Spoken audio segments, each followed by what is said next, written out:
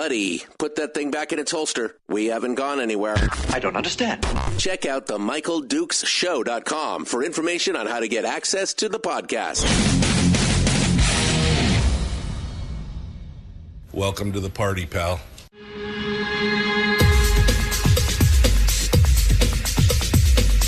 The Michael Dukes Show. The greed and the entitlement is astounding to me. What more could you want from a low-budget radio program? This is a dumpster fire. That was just BS. It is time to get a new perspective. We know just what you need, and we've got just the cure. Open wide and prepare for a steaming hot cup of freedom. I just don't fathom it. The Michael Dukes Show, streaming live across the world. Well, around the world on the interwebs at MichaelDukesShow.com and, of course, across the state of Alaska on this, your favorite radio station and or translator. It is the Michael Dukes Show. Hi, how are you? Good morning to you. I hope you had a fantastic weekend, a restive, restorative weekend.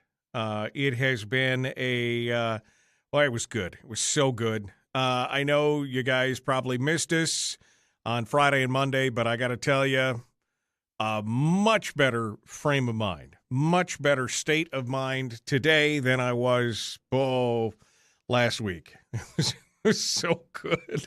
You have no idea how good it all felt to take a little bit of time off, get a few things done around the house, and just enjoy myself. I did not go to Homer. I had a phone call from a couple friends who thought I was going to Homer, and nope, didn't get a chance to go down there. Although my wife did remind me that through her Facebook memories, she could see that we were down there last year. Just haven't made it down there this year. It's just one of those things. Haven't made it out to my adopted hometown yet this year.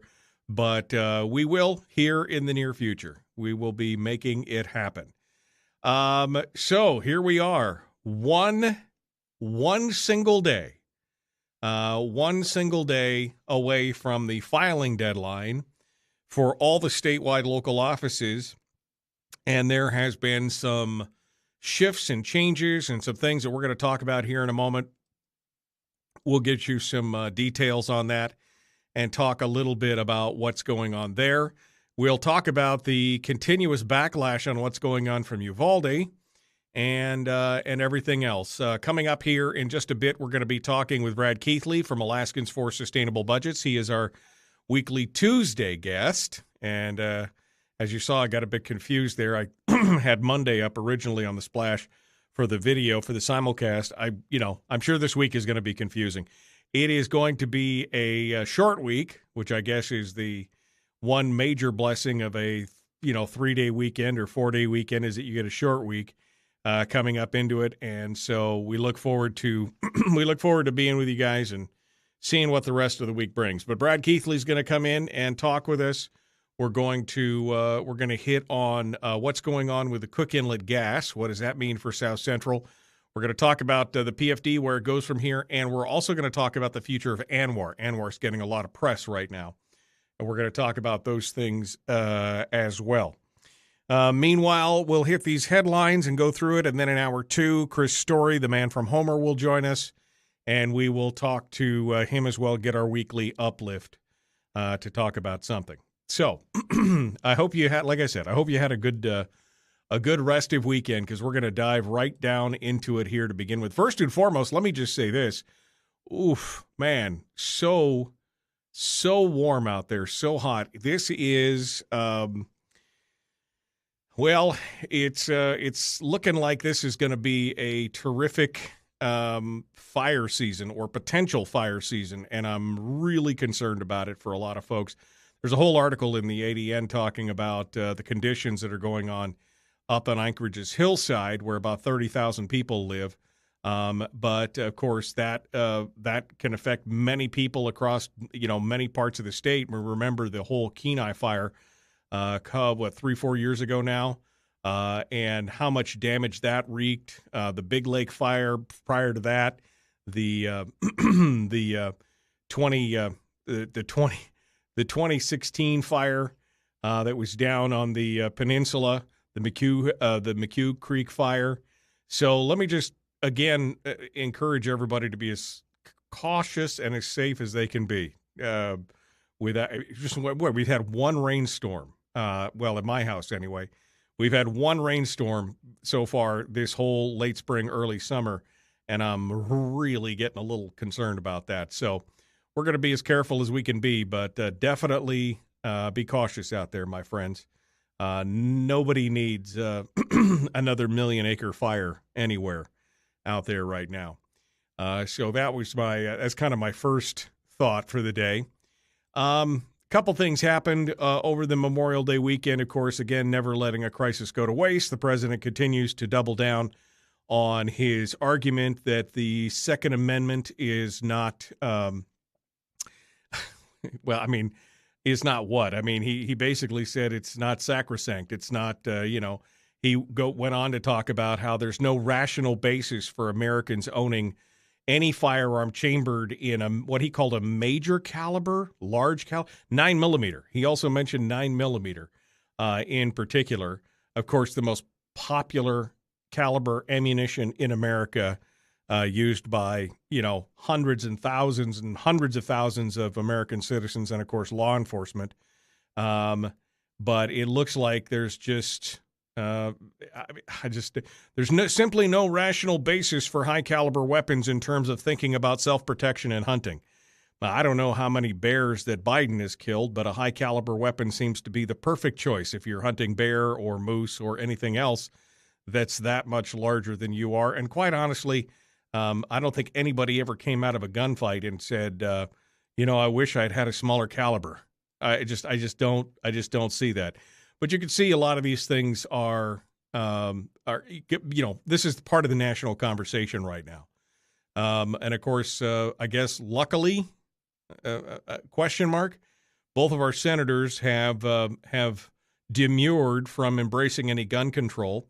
Dan Sullivan put out a Twitter post that basically talked about the common theme amongst all these mass shootings has to do with essentially mental health. And which I think we can all agree on. There's obviously a trend line that runs through many of these mass shootings, and a lot of it has to do with the mental health of many of these individuals, and I think it's something that we need to address. Murkowski was a little less I guess she was more quiescent on it, but she basically came out later and talked as well about mental health, saying that there's no question that we need to improve public safety, end gun violence, and keep guns out of the hands of those disqualified to possess them. We can take additional steps to address the mental health epidemic, expedite the sharing of information for background checks when purchasing a firearm, and tackling violent crime. She later on went to say that we must address the root of the issue rather than blaming the inanimate objects. I guess it's I'm sorry, that was Shabaka. So I guess I can still agree more with Shabaka than I can with Murkowski, and that makes me feel good. So anyway, there's a lot of stuff going on there. One of the more interesting comments came from Pat Chesbrough, who is a Democrat running in the Senate race, that same Senate race. Now, her daughter was shot to death with a handgun, for which we are, I'm very sad about, and I feel for her on that.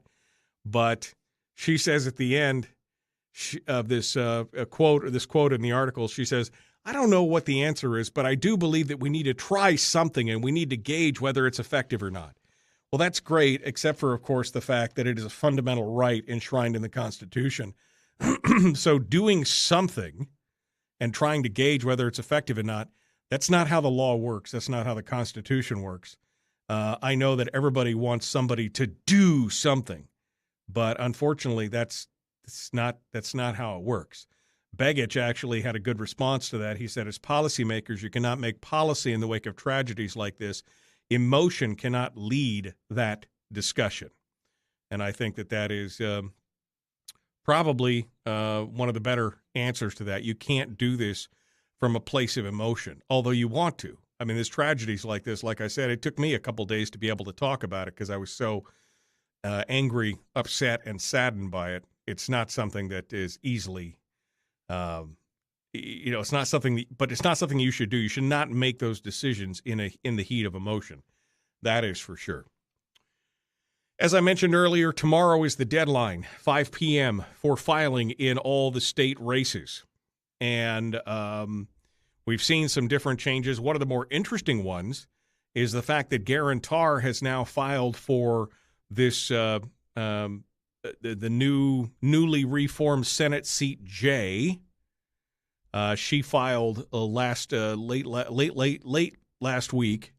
She filed for that seat to run against Forrest Dunbar, who is already in the race. Now, there's nobody else but Democrats in that race right now.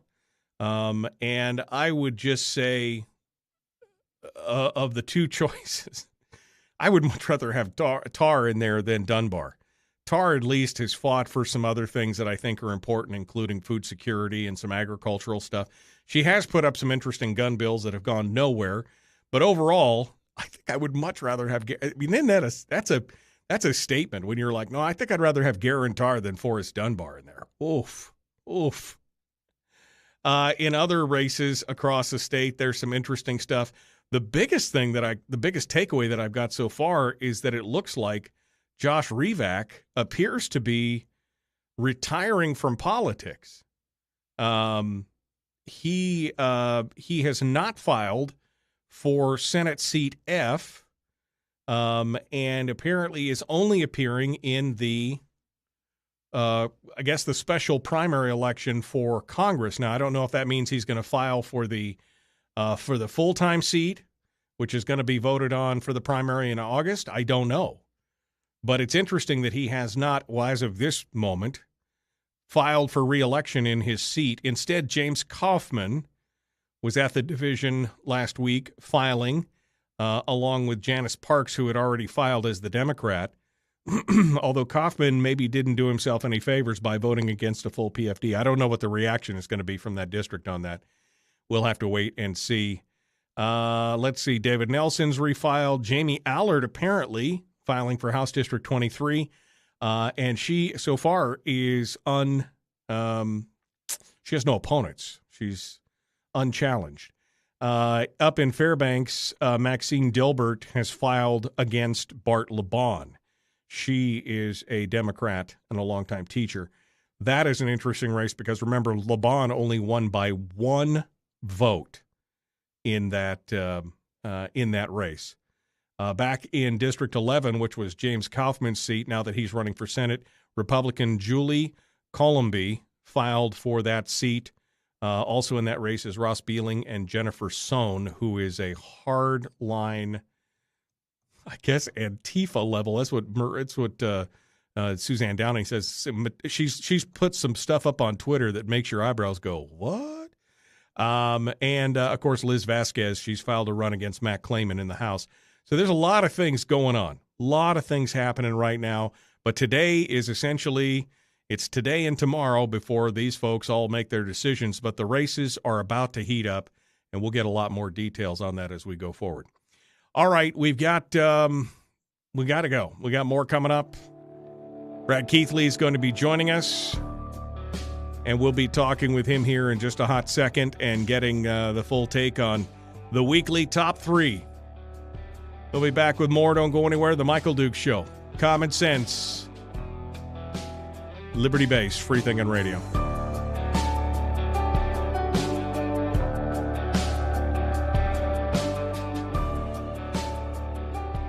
If you missed the show, you can listen to it on your time with Dukes On Demand.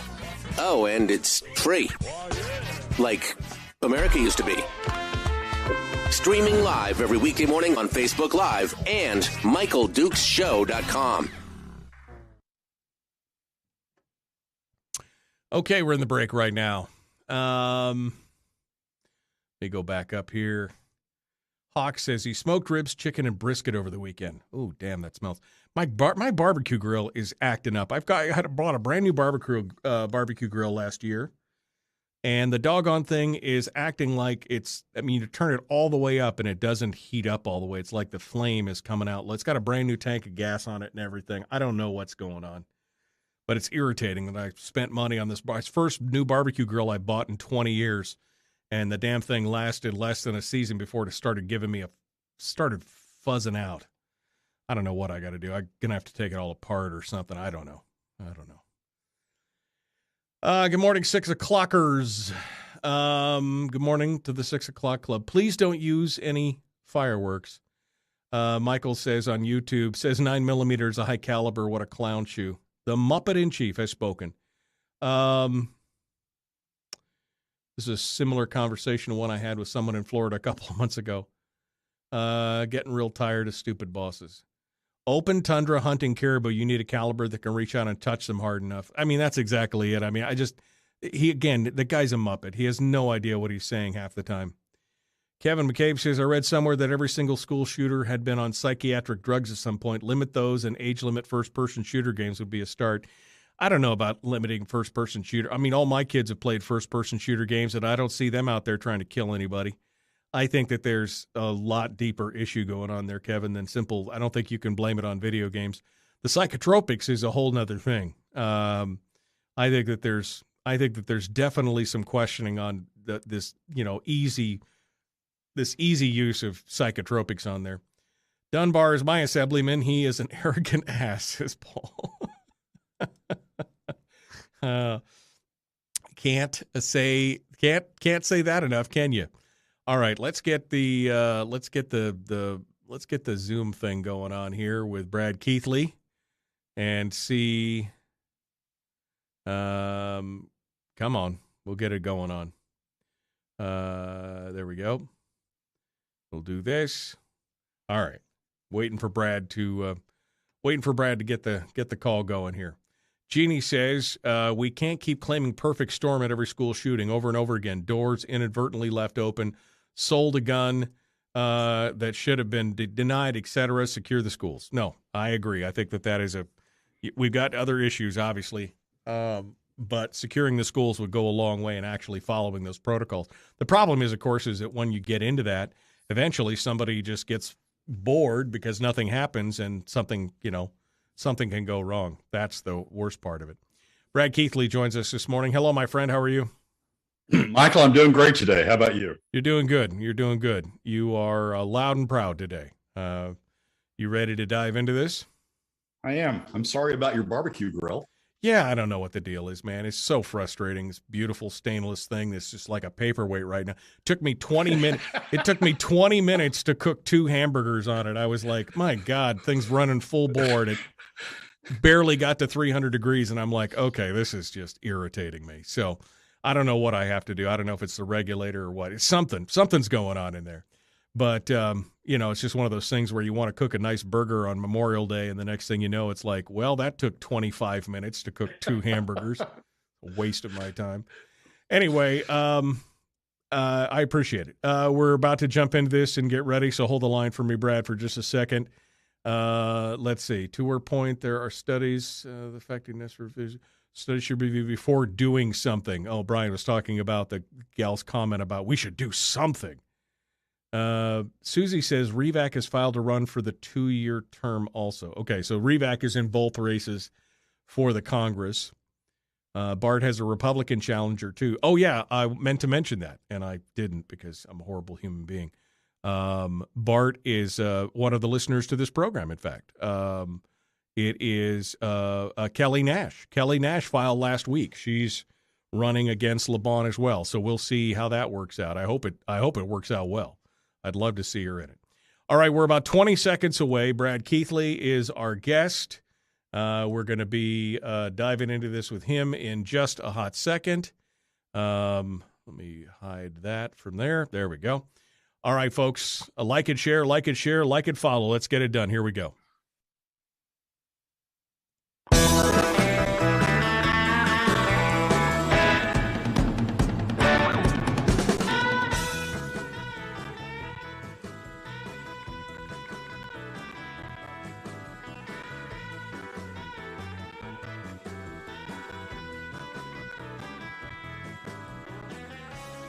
All right, welcome back to the program. Thanks for coming in. It is Tuesday. I'm still getting used to that, feeling like Monday, but better because it's a short week.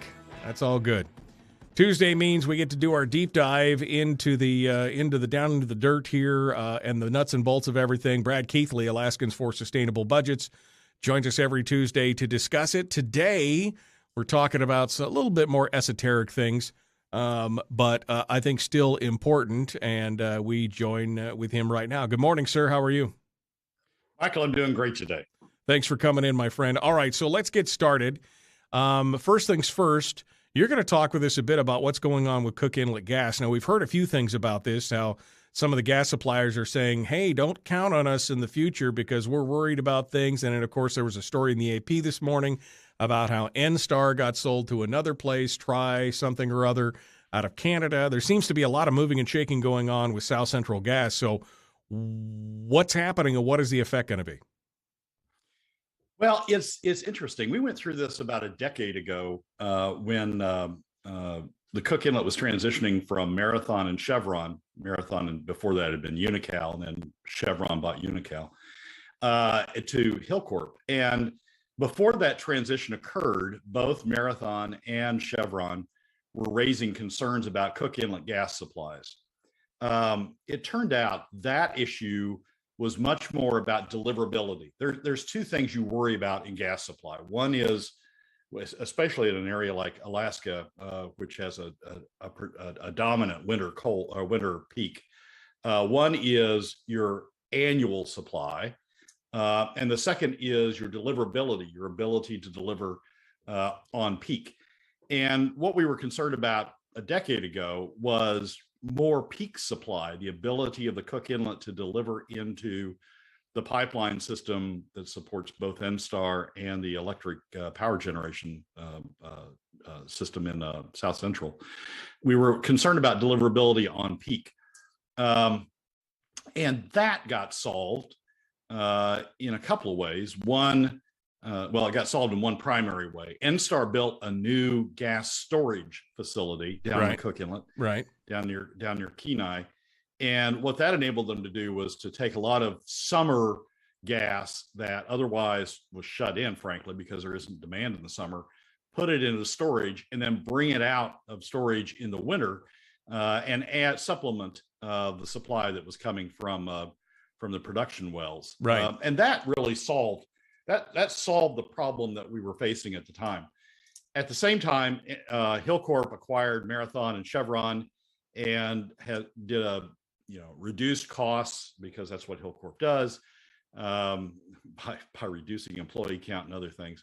But reduced costs, increase the economics of going after some additional supplies that Chevron and Marathon hadn't, and increase the overall supply of gas coming out of the inlet relative to where it was headed with Chevron and Marathon. So those two steps really solved the problem that we were facing a decade ago. It looks like we're going right back into it. And the thing that they're going back into another phase of it.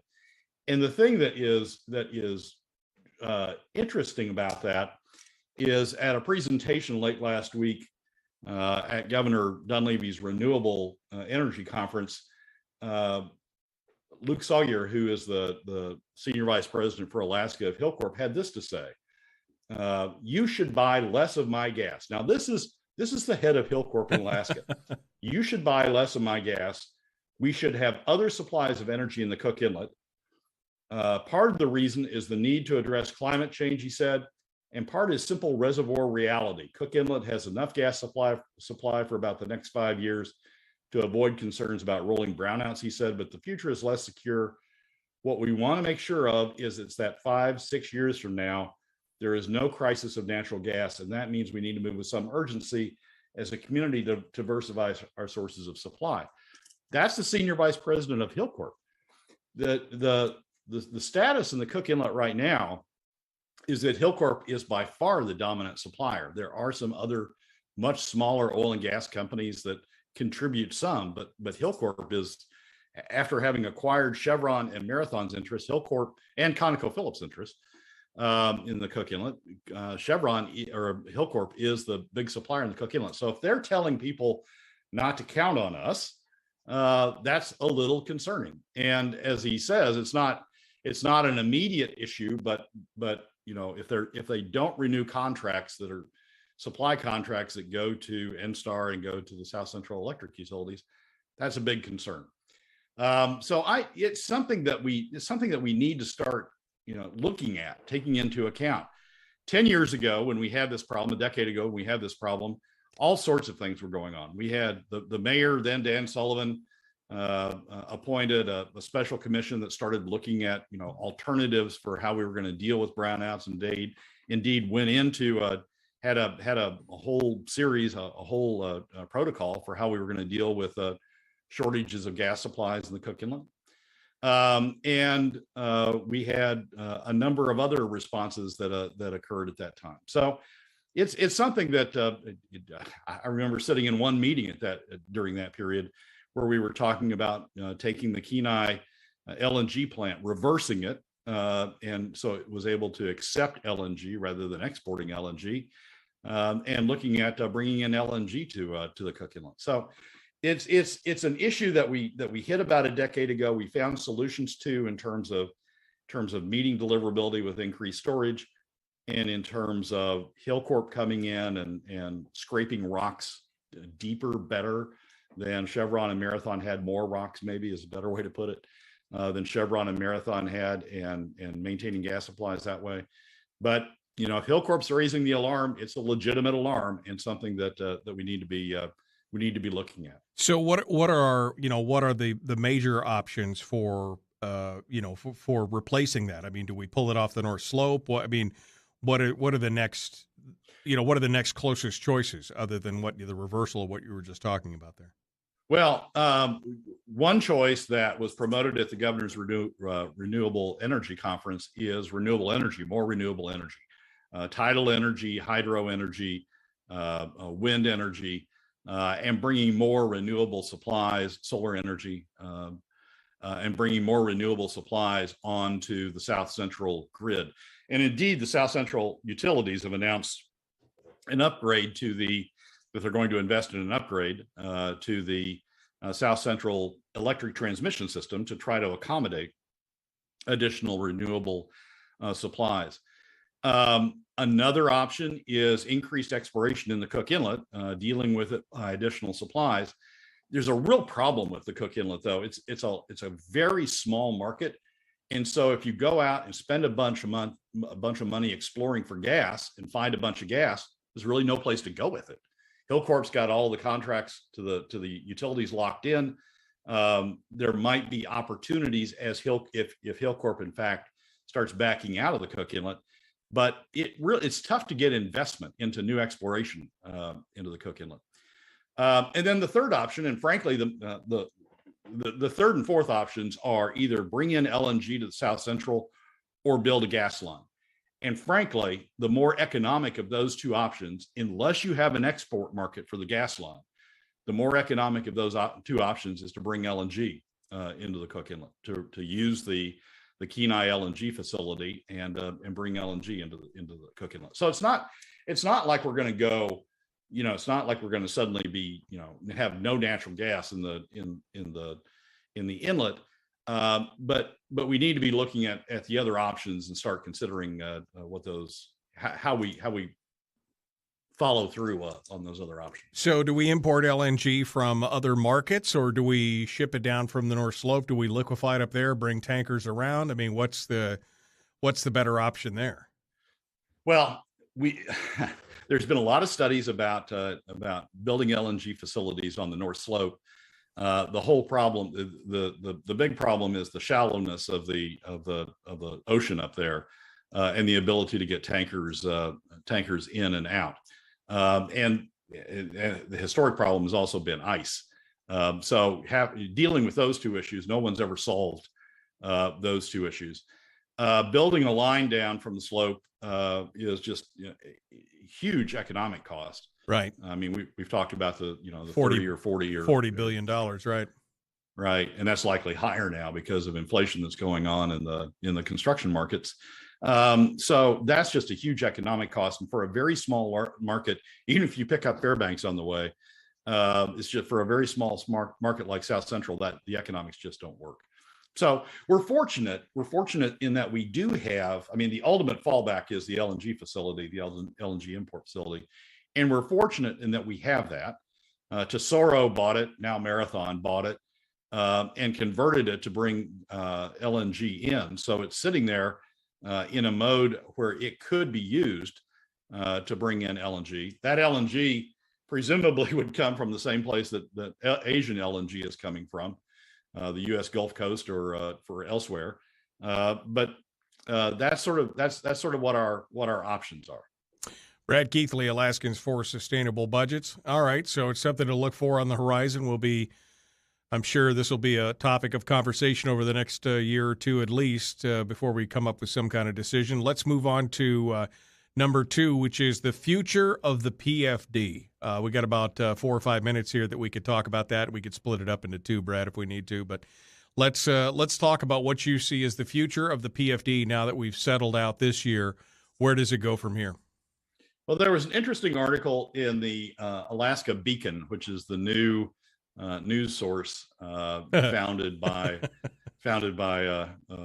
as a nonprofit headed by Andrew Kitchenman, who used to be with Alaska Public Media and has James Brooks and others as writers. And it was, the headline of the story is "Legislators Ponder Next Step for PFD After One of the Biggest in History." I hate that headline. I hate the one of the biggest in history. It wasn't anywhere close to a statutory PFD.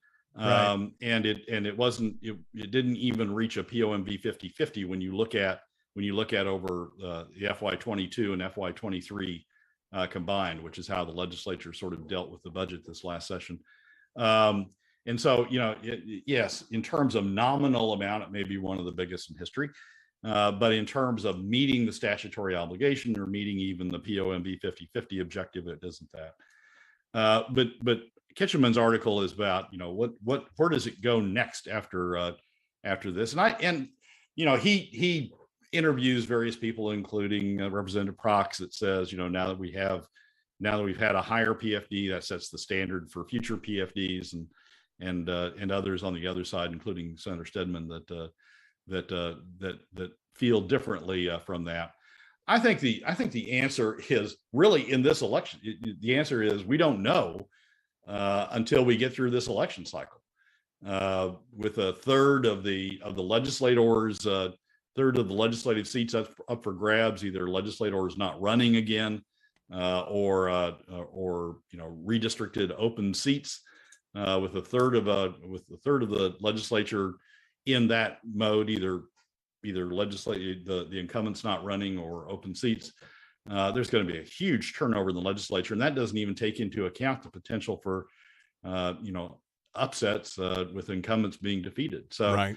We're not. I don't think we're really going to know what and then we got a governor's race. We don't really know what's going to happen until we have a governor who outlines the way forward. I do think that the pro PFD, continue to follow the statute, or at least no less than POMB 50/50. I think those forces remain strong. I think we saw how strong they were, certainly in the Senate with the votes this session. I don't think those forces are going away. But at the same token, the combination of the progressives who want big government and the top 20% who don't want to pay for it, those forces, which have combined to force PFD cuts in the last several sessions, those forces remain strong as well. My hope is that we have candidates through these legislative races who are elected and go into office next year, who are committed to talk about intent on pursuing the resolution talked about by the fiscal policy working group, the legislature's fiscal policy working group that came out last year. Really didn't get much traction in this legislature, right? But I think well defines the way forward. And my hope is that we have candidates who pick up on that, run on that as a solution to the PFD, and take office next year committed to that. And that the fiscal policy working group outline includes a commitment to a constitutionalized POMV 50/50 PFD. Let's play that out here in just a moment. We'll continue with Brad Keithley in just a minute. We will talk about, what does that look like, and we'll game it out just a little bit. The Michael Duke Show continues. We got more coming up with more Brad Keithley, the weekly top 3. We're in number 2 of the 3. Looks like we'll get through all 3 today. Don't forget you can join us on Facebook if you would like to sound off and talk with us there as well. Ask questions for Brad during the break or whatever. We'd love to hear what you have to say. Facebook.com/Michael Duke Show/live if you want to come out and be part of it right now. We'll continue with more right after this. The Michael Duke Show. Common sense, liberty-based, free-thinking radio.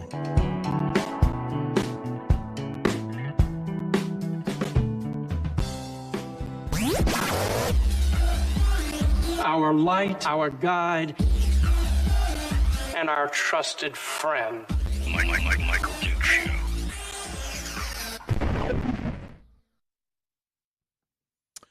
Okay, continuing on, Brad Keithley, our guest here during the break. This was not a question specifically for Brad, but Hawk says, I heard the PFD money is coming out in July. Is that true?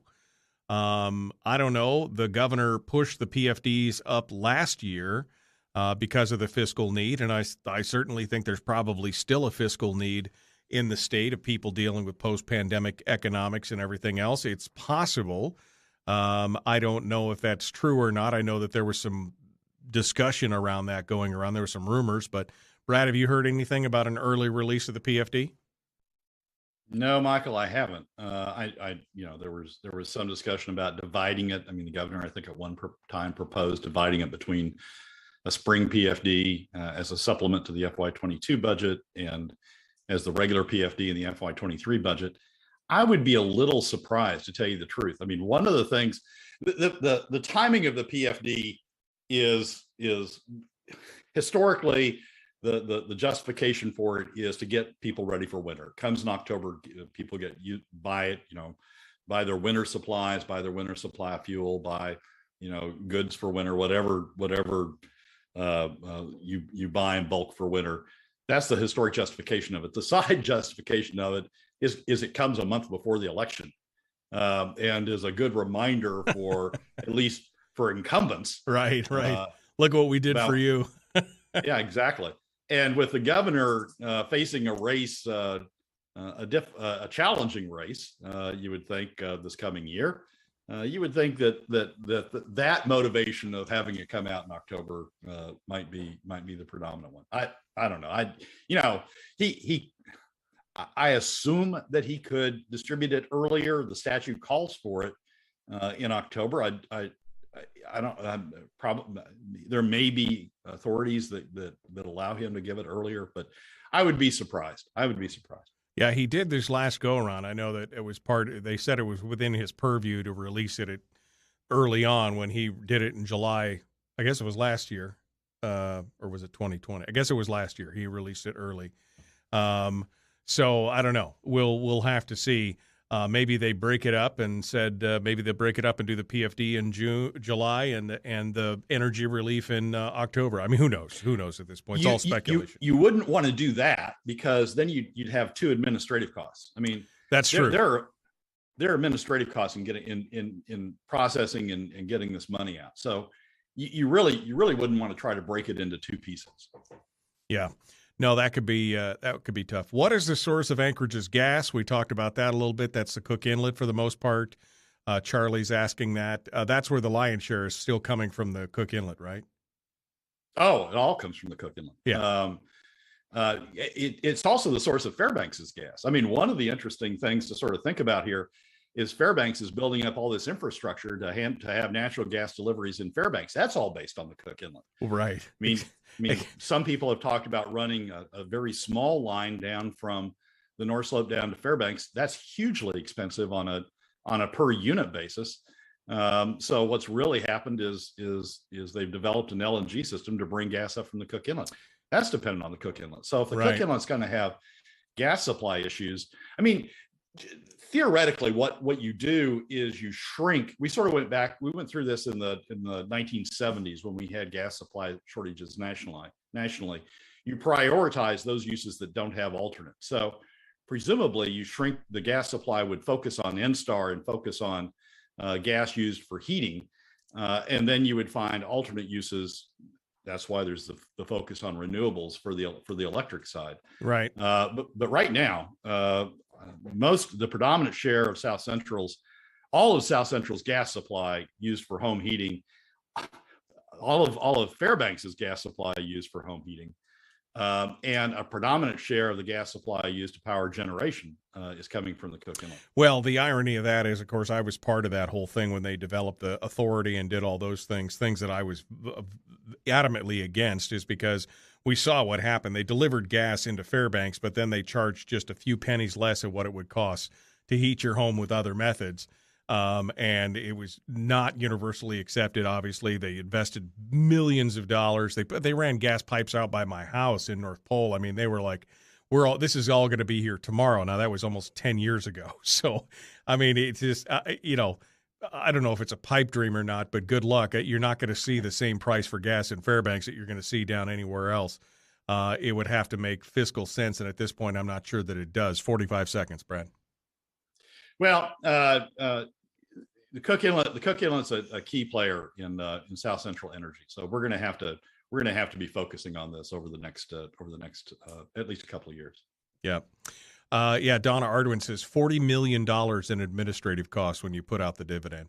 So yeah, you definitely don't want to be doing that twice for that kind of stuff. All right, we're coming back into it here. We are about 20 seconds out. Brad Keithley is our guest, Alaskans for Sustainable Budgets. Do me a favor, please like and share this video.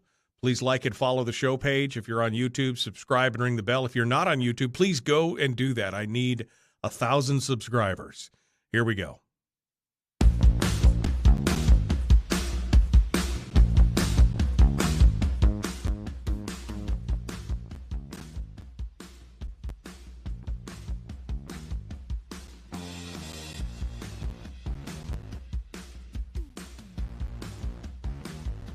All right, we're continuing now with Brad Keithley, Alaskans for Sustainable Budgets, diving into this here to figure out what's going on. We were talking about the number 2 of the weekly top 3, which was the future of the PFD.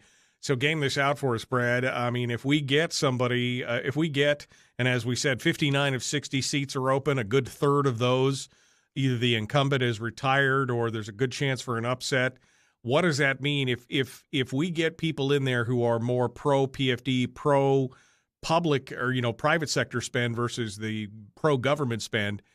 We've got some options. If not, does the PFD last? Does it exist? Does it get subsumed by the government spending? Play it out for me here. Well, if we get enough people in the legislature to do something about it, what we need to focus on is to constitutionalize the PFD, because as long as the Fiscal Policy Working Group recommended, as long as it's subject to legislative fiat or legislative discretion, it's always going to be a bouncing ball. I mean, it'll be sort of be like ANWR, right? It'll be some years it'll be high when there's pro legislators supportive of it and when revenues are high. Other years it'll be low when we have governors like Walker, or we have legislators in there who either want high government spending but don't want the top 20% to pay a share of it. So it'll keep bouncing back and forth. It won't be a reliable contribution to the private sector or a reliable contribution to Alaska families.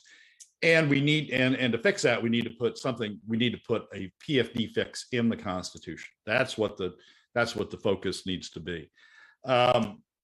If we don't get that done, over the next 10 years, we're just going to have continual battles, and the battle's going to be the same as we've had it over the past decade, or past half decade, since 2016.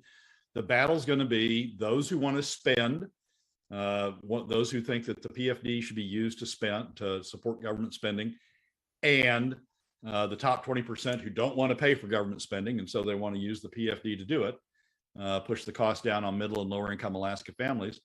It's going to be that against the other side, which believes that the PFD, that there are revenues to support the PFD. The statute says they come from the earnings. The earnings have produced enough to support the PFD over even the last half decade. There's going to be those who continue to push that and either call for lower government spending, down to the levels that where you don't need supplemental revenues, or those who say, okay, if you're going to need supplemental revenues, let's make them equitable across the board. All Alaska families contribute to the cost of government.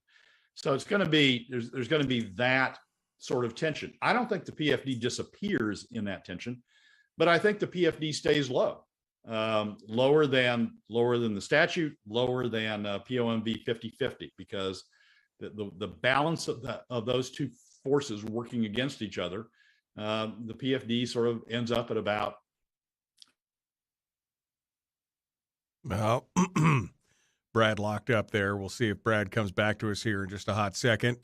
We're listening with Brad Keithley, Alaskans for Sustainable Budgets, and we just lost the connection to Brad, so we're going to continue. Right. There we go. Sorry, lost you there for Brad. You lost you there for a second. We're back now. I'm sorry. It's just it ties you up every year trying to deal with the PFD if we don't get it resolved. Well, and that leads me to a bigger question before we get into number 3. The question that a lot of us are asking about the Constitutional Convention. I have not been a fan of that, but I've come to realize that because of the lack of political will, it may be the only thing that at least forces or puts more pressure on the legislature. I mean, in and of itself, it may not fix the problem if the legislature fixes it in the meanwhile because they see the pressure of the CONCON. Have your thoughts changed on that at all? I know that you were very hesitant to dive into that because of the opportunity that it presents for others to meddle with the Constitution. What's your current thought on that now based on what's just happened? Well, I'm still concerned about how that plays out, about how a constitutional convention plays out in terms of the issues. I still think that we haven't seen the real force that's going to be behind a constitutional convention, which is going to come if Roe versus Wade is overturned this summer. The issue goes back to the states. I think there's going to be a real push for a constitutional convention in Alaska, frankly, to deal with the right to privacy provision in the Alaska Constitution and try to lower the state's limits on abortion. So. Or increase the state's barriers to abortion.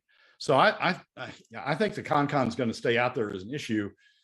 I continue to be concerned about the reopening the whole thing across the board. I continue to be concerned about whether that's a realistic solution to the PFD. I mean, we walked through the timeline before. It's another election before we have this election. We say we want a CONCON. Then it's another election before we elect delegates to the CONCON. Then those delegates have to come to some sort of solution. And given the way this state's split on a whole lot of issues, I'm not sure they ever get to a solution. And the PFD just sort of keeps being bounced around in the meantime. I would much prefer to have the legislature address the PFD, to have candidates elected this cycle that address that are committed to addressing the PFD as part of a long-term fiscal plan, that go into the legislature next year and deal with the PFD in that way. I don't know. Like you, I remain somewhat ambivalent on the CONCON. I've tried to make an argument to myself that passing a CONCON, voting for a CONCON, doesn't necessarily mean we're going to change the Constitution. It does put more pressure on next year's legislature to find solutions to the PFD and other constitutional issues, and try to limit the exposure before we get into a full constitutional convention. It's going to be an issue that we're going to have to think about more, I think, as we go through the fall. All right, this takes us up to number 3. The word ANWR. In fact, one of the headlines in the ADN this morning reads, "Oil drilling in ANWR faces long odds at still dividing progressives in the Alaska House race," because you're seeing a lot of progressives still saying, yes, we need to drill in ANWR. What is your take on what's happening with ANWR now? Where does it go in the future? Well, we talk a lot about ANWR, and it's a very divisive issue in some quarters, but frankly, we're wasting our time. There was Nat Hertz did what I think was an excellent story in the ADN a few days back. The title of it is "Two Oil Companies Quietly Spent $10 million to Exit Arctic Refuge leases. And what he's talking about was a recent disclosure in ASRC's annual report. ASRC actually owns some of the mineral estate over in the ANWR area. And ASRC had entered into leases a long time ago with Chevron and BP. BP subsequently signed its interest to Hillcorp at the time of the acquisition. Had entered into leases a long time ago for ANWR. In the event ANWR ever got opened, ASRC wanted to push those leases, push development on their leases as well as on the federal leases. And the story reports on an entry in the ASRC annual report indicating that both Chevron and Hillcorp paid ASRC to get out of those leases, to terminate those leases. And the concern that both companies had, I would imagine, is this: leases. When you have a lease, you have an obligation to go forward and drill on and develop the lease if it's economic. Right. But you have an obligation to drill on the lease. That's part of the obligation that comes with the lease. And with the federal government going back and forth with ANWR, I think both Hillcorp and now Hillcorp and Chevron were confronting a situation where ASRC might be able to force them to drill on ANWR. Duty to perform, right? ASRC ANWR leases. Right. That's the duty to perform function of the clause of their contracts or their leases. Right. So I think what happened there was that both Hillcorp and Chevron paid money to terminate the leases to get out of the obligation to drill. The money, a lot of people are talking about getting into ANWR. All the money is running away from ANWR. We saw it when the federal government had the leases open and put the leases out there, that the only bidder on those leases was a state entity, the ADA, the Industrial Development and Export Authority, was the only bidder on those leases. Private companies, none of them wanted to come in and bid on those. Nobody believes, even if ANWR is open for a moment, even if, we get another Trump administration or another Republican administration that opens them for a moment, it's going to be followed by another Democrat administration that'll close them again. And nobody believes you're ever going to be able to realize anything on the investment. So we talk a lot about ANWR, but look at the money, follow the money, and all the money is running away from ANWR. It's not running into ANWR or not getting ready to go into ANWR. Right. And all this talk we have about it is just sort of, to me, a waste of time. Brad Keithley, Alaskans for Sustainable Budgets. Up next, hour 2, Chris Story, our discussions. It's more The Michael Duke Show. Brad, you had a quote in that article where you said there may be oil in ANWR, there may be a lot of it, but no one has the faith that the federal government reliably will let it be developed and produced. And that's really the main part here, right, is the federal government, oh, yes, no, yes, no, yes, no, yes, no. It's it definitely doesn't give investors a good sound feeling in their belly when they see that kind of stuff coming up out of that. Yeah, exactly. It's the same thing over at NPRA. NPRA expands, contracts, expands, contracts. It's just, people think if we can just get another Republican administration in there, we'll get ANWR open and we'll have oil development. No, you won't. And the reason you won't is because it takes a long time to determine that there's oil in there, to find the oil, to develop the oil, to build the infrastructure around getting the oil out. And within that period of time, you're going to have another administration that's going to close it back. And no one is going to make the investment. No reasonable investor, not a public company, not a private investor. No one's going to make the investment to go in there and develop those resources when you're going to be subject to that sort of shuffling. Look at Conoco, the Willow prospect, big prospect, great prospect, tremendous prospect. They leased it. They found the oil. They're putting oil in there, and now they're being delayed probably 2 years, maybe more, on the fact that the EIA has to be redone because the Trump administration, frankly, rammed it through as quick as they could, but not as carefully as they could, and left holes open in it for judicial challenge. And so, Conoco's got it all sitting there. They found it. They discovered it. They know what they're going to do. They have the plan for it. Can't start on it. Can't get to it because of the delays from the NPRA. And time is money. Conoco could be putting the money they've put into that someplace else. So it's the challenge here. I mean, we can talk a lot about developing ANWR. We can talk a lot about, the potential out in MPRA, in farther out in MPRA, but convincing investors to put money into those situations is just we talk about it. We talk about it a lot more than there's money to support talking about it. Right. Well, and unfortunately, of course, it is the wealth in Alaska, and it would bring more wealth to the state and do well for us. There's a trillion cubic square feet of gas up there on the North Slope too, but we can't seem to get at that either. I mean, this whole thing is, the irony is that we are a resource-rich state that seems to be starving ourselves out at every opportunity. We are a very resource-rich state, but the resources are way the heck out there. And getting them developed and getting them to market is a huge economic challenge, a huge commercial challenge. And I think this discussion that has been had in the past about whether the state should be the main player in that, I don't know. It's not the state's place to do that. I mean, all I have to do is look at a DMV or a post office and say exactly how efficient government can be in the way that it does things. The idea that government can go in there and create whether it's pipelines or tanking systems or whatever else, I'm very skeptical that could be run efficiently to the point of where it could even be economic, or even, that it wouldn't eventually eat up everything else that's going on. Yeah, I'm a supporter of the state perhaps co-investing, looking at co-investment opportunities with private leads to help, make the economics of a project work, to help provide a source of funds, but under private sector lead, co-investing with private sector lead.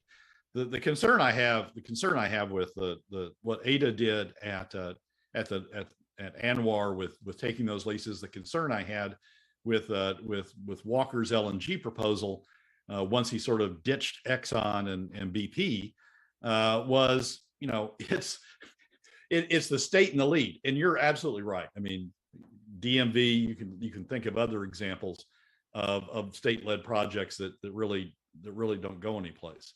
So co-investing, I want to hold open the option of co-investing with private sector in the development of Alaska's resources, if that's helpful.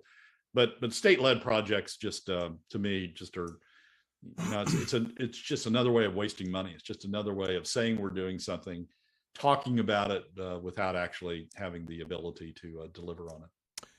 Brad, final thoughts here as we wrap things up. We're about 2 minutes out, so I got about 90 seconds here. So your final thoughts for today as we get ready to close for the filing deadline and everything else. Any final thoughts? Good luck to everybody who's thinking about it. And hopefully we will have additional candidates, because right now we don't have enough candidates to pass a PFD constitutional amendment. So if anybody's out there thinking about running for their legislative seat, do it. And get out there and make the case for it. I mean, every person who's running for office should have a challenger, even if that's just to keep them sharp at this point. Even if they are pro PFD, we definitely need it. Tomorrow again, 5 p.m. is the deadline for filing. We've seen some people step up to the plate. I'm thinking specifically of Kelly Nash and Bart LeBon's seat, but we need more. We need more folks stepping up there to where we could get that political will we keep talking about to make the changes that are necessary. But again, putting the PFD out of reach of the politicians should be priority number one. It should to get any sort of fiscal solution. That has to be taken off the table. That has to be put in the Constitution. Then we can deal with getting everything else brought together. Yeah. Brad Keithley, Alaskans for Sustainable Budgets. My friend, thank you so much for coming on board as usual. It's good to talk with you. I hope you had a great weekend. I did, Michael. Thanks for having me as always, and look forward to talking to you again next week. All right. Brad Keithley, Alaskans for Sustainable Budgets, which brings us to the beginning of hour 2, my friends. You ready to dive into this and figure out where we're going from here? It's somewhere. We're going somewhere from here. We're going to open up the phone lines, take some calls, and do all that stuff here in just a hot second. Don't go anywhere. The Michael Dukes Show, Common Sense Radio.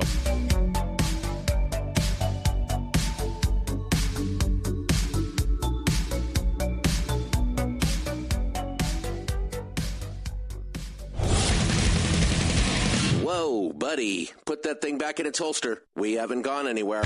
I don't understand. Check out the MichaelDukesShow.com for information on how to get access to the podcast. Welcome to the party, pal.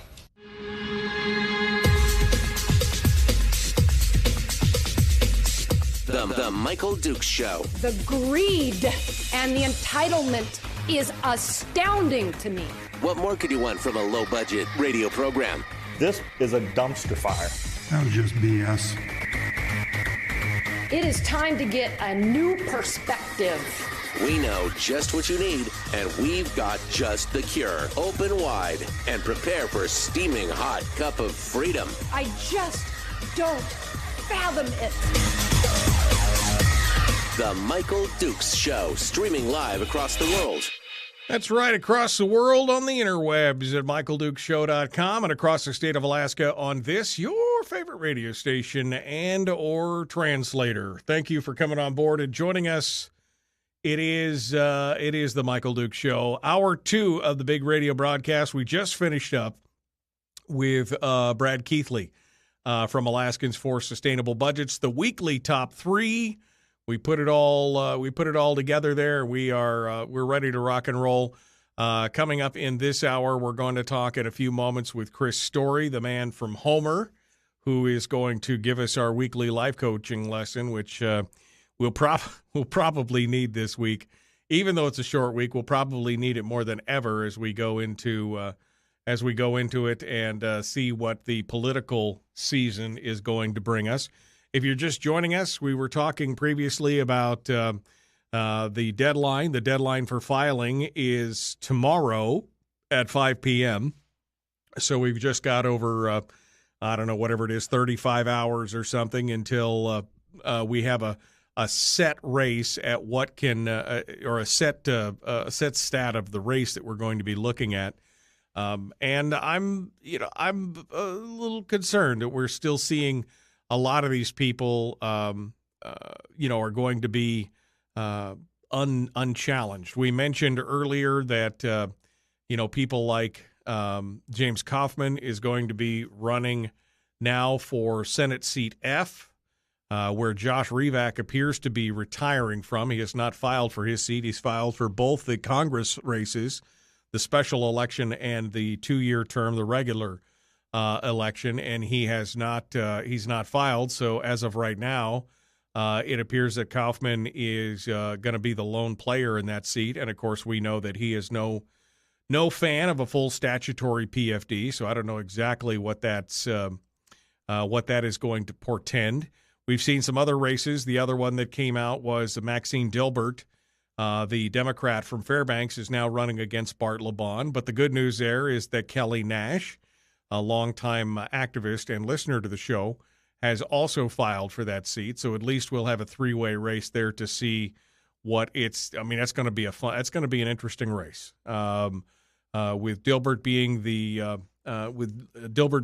progressive liberal, and LeBon being the moderate, kind of in the middle, and Nash on the running to the right of that. We'll see what that goes on. We'll see what goes on there. Also, District 11, which is open. That was James Kaufman's seat that he's filed for seat F.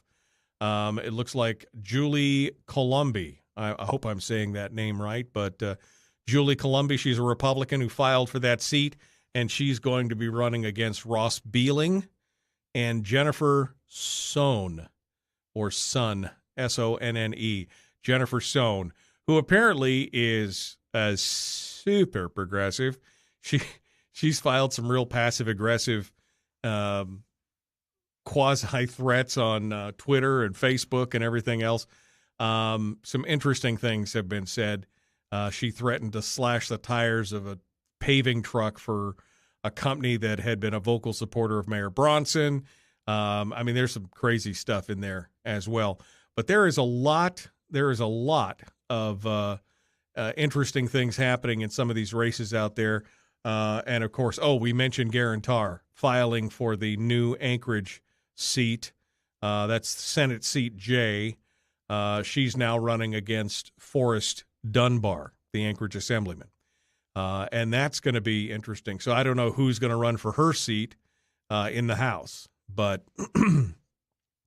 there's some shuffling going on. There is some shuffling happening out there. So it should be interesting. But tomorrow is the day.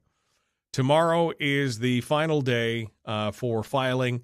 So if you've been thinking about it, or if you know people in your neck of the woods that have been thinking about running for these races, well, you're about out of daylight. You got to get it done. I know Steve Thompson's not running again in Fairbanks, but there are a couple people who have filed for that seat, and we'll have to see who comes out of that. I'm hoping that there are some good choices there as well. David in the chat room says Tar and Dunbar, so bad and worse. Well, you mean, yeah. I mean, of the two that I would, if you made me, forced a gun to my head and made me choose, I'd have to choose Garen Tar. At least it's the devil I know. She at least has supported some things that I believe in, including, working for food security and some other stuff. Dunbar, I mean, the guy who has disregarded the Constitution and says that it doesn't matter and everything. I mean, he's an opportunist of the, to the highest magnitude of opportunism at that point. So it's some interesting stuff. So if you've been thinking about it, like I said, or if you know somebody who's been thinking about it, if you've been working in these areas and you know that the candidates that are in your district that have declared so far are not pro-private sector, are not pro-PFD, are more big government spend crowd, you may want to you may want to encourage them to, or you may want to run yourself. I mean, that might be a thing. We saw Ron Gillum do that down on the peninsula, and he, because he heeded my words at one point when I said, if not you, then who? And if not now, then when? What do you got to lose? Nothing at this point. But get in there and fixing some of these problems in the state would be a big plus at this point.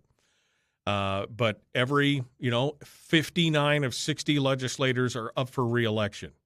I'm hoping that people out there have educated themselves on their own, local reps in the districts and who they are, and I hope that there's going to be some new filings tomorrow, or I guess Thursday morning when we come in after the deadline. I hope that there's going to be some new filings that pleasantly surprise us, but we'll have to see what goes on here. Let's. I'll tell you what, we'll open up the phone lines for a short period of time here. We got Chris Story coming up in a few minutes, but I thought unless you wanted to sound off on something else, we will open up the phone lines at 433-3150, the Pivotel call-in line, powered by our friends at Pivotel and Satellite West. If you want to call in, I'd love to hear from you and get your take on anything that's transpired over the weekend. We can also talk about what's going on around the country now in discussions on firearms rights. We heard President Biden yesterday, say that 9mm now should be banned. There's just no rational basis for Americans owning a 9mm firearm, is what he says. And he's advocating that we all go do our hunting with non-high caliber, although he calls 9mm a high caliber. Again, he's a Muppet. He has no idea what he's talking about. He just, this is the guy that said, just get yourself a shotgun and stick it out the window and blast both barrels, and that'll keep people from, the legal advice of President Joe Biden. He's not a constitutional scholar nor a firearms expert, but he continues to go on and tell us about what we need and what we don't need. There's no rational basis for high-caliber weapons in terms of thinking about self-protection and hunting. And as I said before, well, first of all, have you ever tried to take down a bear or a moose with a low-caliber weapon? Second of all, I never heard anybody who came out of a life-threatening gunfight that said, boy, I really wish I'd had a smaller caliber. Really wish I'd had a smaller caliber. And now Canada is getting involved. Canada said yesterday that he's going to file a bill that will freeze the sale of handguns in Canada. And they're going to ban all AR-15 style rifles as well. And so there you go. Things just keep getting worse and worse, worse and worse. We're going to use a 17 HMR to take down a moose. Good luck with that. Let me know how that works out for you as it bounces off the moose's skull. All right, so we'll take some calls on that or anything else you want to talk about this morning. We can continue. Let's jump over here to the news or to the phone lines and see what you guys have to say. Good morning. Who's this? Where are you calling from? Good morning, Michael. This is Ron in North Pole. Good morning, Ron. How are you? You getting all your low-caliber weapons ready for that big hunting season? Well, I just called to admonish all the listeners to brush up on their begging techniques so that they'll be able to beg the bear not to maul them while waiting for it to bleed out after being shot with our 22s. Yeah, exactly. I said all you got to do with a bear is piss a bear off. You shoot it with a 22, it's just going to get mad. It's not even going to get into the vitals on most bears. It'll get stuck in the fat layer, and you'll be like, man, I really wish I'd brought a larger caliber. I'll let you go with that. All right. Thanks, Ron. I appreciate it. The begging skills. That's going to be important. Yeah, I better polish up those begging skills. And I guess that could be begging skills for the bear or begging skills to beg the king's permission to be able to exercise your right to defend yourself. Let's go over here. Good morning. Who's this? Where are you calling from? This is Bonnie in North Pole. Hello, Bonnie in North Pole. What's on your mind? I was thinking about Mr. Wonderful Ding Dong Biden. What caliber gun is he guarded with? Oh, I imagine it's a lot of 9mm and probably heavier rifle calibers as well for his Secret Service and his folks around him. I'm sure that there's a whole lot of 9mm and higher protecting him. Yeah, well, but that's him, man. That's him, Bonnie. He doesn't want to be guarded anymore with anything. Well, that's him. Shots. We're going to guard that little special, you know what, with the slingshots. Well, no. I mean, that's for him. It's one rule for me and another for thee. That's how it works out. The elites don't worry about that. I mean, the Michael Bloombergs of the world, who would love, the mayor and the leader of every town USA. He's surrounded by a phalanx of security guards who probably have got all kinds of special gee whiz stuff under their coats. But don't worry, that's for him. That doesn't apply to him. It's just to the rest of us, pitiful peasants who dare to push back against that and dare to defend ourselves.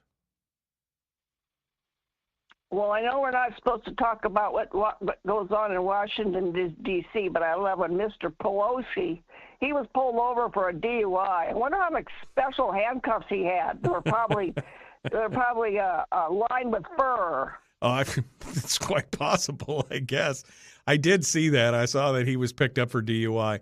I doubt he spent much time in jail. Again, another rule for thee and one for me, and that's just another one that they probably don't want to tell you about. Thank you for your call, Bonnie. All right, we're getting ready to run into the break here, so we're going to hold off on more phone calls, and we'll be back in a minute with Chris Story, the man from Homer. We're going to be talking about all the good stuff. We're going to get that weekly lift, that positive mental attitude lift that we need. We gotta go. We'll be back with more here in just a moment. Don't go anywhere. We'll be back with more right after this. The Michael Dukes Show. Common sense, liberty-based, free-thinking radio.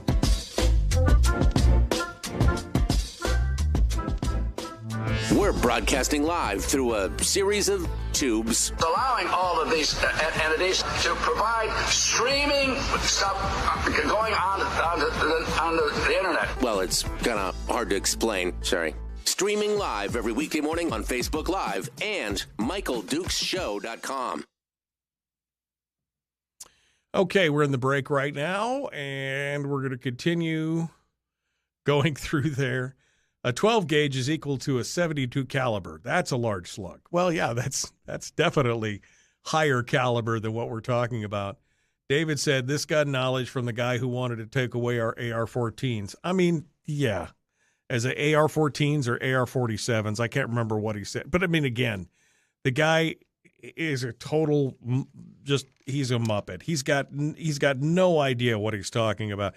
I mean, all you had to do is go back to that part where he talks about taking that 12 gauge and just blasting it out the window, which is so highly illegal. And I remember somebody tried to use that as a defense. The vice president said we should take No, that's not how the law works. It's not how the law works. Floyd says, remember the Kodiak bear that was killed years ago? It had a complete 9mm pattern in its fur and skin. Somebody emptied a 9mm into it, and it didn't even make it. It didn't even make it through the fat layer. Yeah, I mean, a 22 again, it's just gonna piss it off. Why would you? Why would you do that? Why would you do that? Anyway, it's interesting. It's interesting stuff. Okay. Marit says assault rifles. Oh, asking what the president was protective. Oh, I'm sure it's assault rifles. I know that they've got many of them have slung assault rifles underneath their coats. Short-barreled assault rifles. Some of them have got pistol-sized carbines, like HKs, things like that. But yeah, I mean, it's all.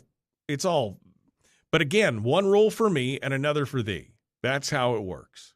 That's how it works. Buy a shotgun. Yeah, buy a shotgun.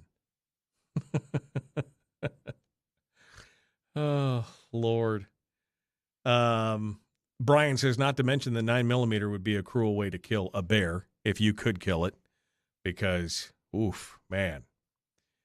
It's hard not to believe that there's not been more mass shootings. Seems to happen when Democrats are in power, having to take away Sandy Hook and Obama. Look, I mean, I think that, again, statistically, as we talked about with Jacob Sullum last Thursday, statistically, the number of actual shootings, when you do the math and you actually classify them properly, is 16 or 17 in the last 25 years. So, while heart-wrenching, and absolutely mind-boggling, you can't make the decision on emotion and think you're going to fix it. All the things that have been proposed so far, all the things that I've heard so far, have not shown that they could have stopped, any of these mass shootings over the last 20 years. From, background checks to magazine bans to what, I mean, you could go through this whole thing. I mean, again, I remember the whole thing with the Virginia Tech shooter, how they jumped on the bandwagon on that, and it's this and the high capacity and it turns out he used all 10-round magazines. I think he didn't go for high capacity magazines, he used pistols, which he had legally purchased, even though he was had been classified at one point as being a danger to himself. So all these rules and laws and regs and everything they already have in the books, and the Sutherland Springs shooter, dishonorably discharged, supposed to be reported from the Air Force to the NICS system, didn't get it done. He bought the gun anyway. I mean, we've got laws on the books, but they're not working, and so what do? We pass more. Well, wait, shouldn't we fix the ones that are on the books right now? I'm just asking.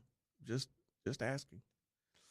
I mean, I would think that would make sense, but, again, very, very this is the problem. Everybody wants to do something, but making policy decisions in an emotional haze does nobody any good.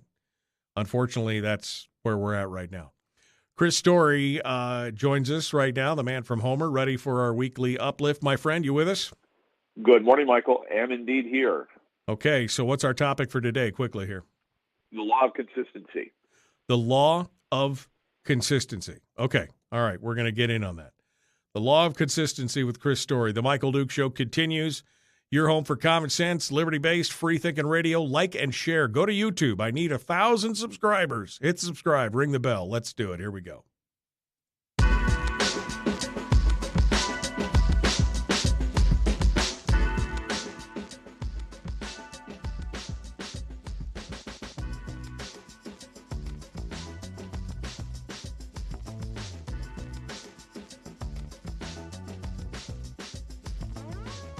All right, we're continuing now. It's our weekly visit with our friend Chris Story, who is a realtor. He's an author. He's a potter. No, not he makes pottery. And on top of that, he is our guru of positivity. He's the Tony Robbins of Alaska. Let's welcome him to the program. A big round of applause for Chris Story. Hello, my friend. How are you doing? Good morning, Michael. I'm on top of the world. Glad to be here. Thank you. Of course you are. You're down there. You're down there in Homer. Couldn't be asked for anything nicer than that. Our mayor recently said, if I might just put in a plug for Homer, since you brought it up, Our mayor recently said at a writers' conference that takes place here every year in Homer that Homer is, in his opinion, in God's vest pocket. And I think, wow, I don't think there's a better way to say it. I mean, that might be it right there. You need to get a T-shirt printed. I'm living in God's vest pocket. I mean, that might be a good one for sure. All right. I like vests, so I'm glad to know that God wears vests as well. Me too. All right, my friend. Well, let's talk a little bit about the law. You wanted to give us today and talk with us about the law of continuity, contiguity, consternation, constipation. You wanted to talk with us about the law of constipation. What did you want to hit us with this morning? The law of consistency, of which you just demonstrated. What's on your mind comes out of your mouth. Exactly. Constipation. That's what's on. The law of consistency. So you and I talked about The Secret in the past. It's no secret. Anybody that knows me knows I loved that movie when it came out, not because it was a big revelation to me, but I just loved, because I've been reading about, and people have been writing about, the law of attraction for thousands of years. I liked the package that Rhonda Byrne put it in. It's like she didn't invent, Hershey didn't invent chocolate. He just put it in a different package. Right. Same with Rhonda Byrne and her movie in the book about The Secret and the law of attraction. And it's a good law to understand, because I think a lot of people assume you have to chase certain things in your life, like chasing money, for example. But the truth of it is, in order to attract money to you, you must become attractive. So you don't chase it as much as it is you attract into your life what it is that you are looking for. And if you want more money, you must add value. You have to add value to the marketplace. That's the essence of the law of attraction. That's something that people have been talking about, writing about, speaking about, and teaching for many, many years. And so if you become attractive to the marketplace, it stands to reason you have to. I mean, Emerson's law of compensation. You have to be rewarded reciprocally. It has to. It's the law of the universe. It must follow. That said, you have to attract by adding value. So the exciting part about understanding that is you become aware pretty quickly that you're not actually trading time for dollars. You're compensated not for your time, but for the value you add. That means you, without adding more hours to the day, of which we all get 24, you can add more value by adding and create more and attract wealth into your life more than you've got just by becoming more attractive.